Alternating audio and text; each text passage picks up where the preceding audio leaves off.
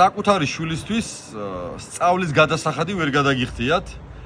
საკუთარი შვილის სტუდენტად რომ გაუშვათ ქალაქში, ბინისქირა ვერ გადაგიხდიათ.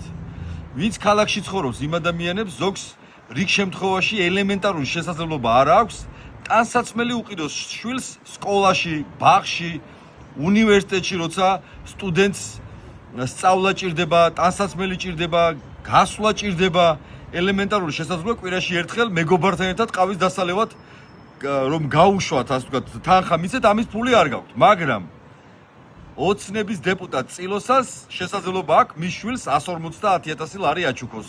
აი ეგრე კონკრეტული დოკუმენტი მისი დეკლარაციიდან. მეორე შვილს 50.000 ლარი აჩუქოს. მშობელს 250.000 ლარი აჩუქოს. არადა თქვენ მშობლებს ბევრს ალბათ მედიკამენტის წამლის ფული არ აქვს და თქვენ წელებზე ფეხს იდგამთ, რომ იქნებ მედიკამენტში დაეხმაროთ თქვენ საყვარელ მშობელს, ბებიას, ბაბუას. მაგრამ ესენი ასე ბედნიერად ცხოვრობენ, მეტიც კულტურის მინისტრმა მაგალითად 41.000 ლარი, რა სიმბოლურია რა, 41.000 ლარი მხოლოდ ორ ჩანტაში გადაიხადა. 100-ია, როცა რუსული რეჟიმის პირობებში ცხოვრობ, თქვენ შრომობთ, ისინი მდიდრდებიან.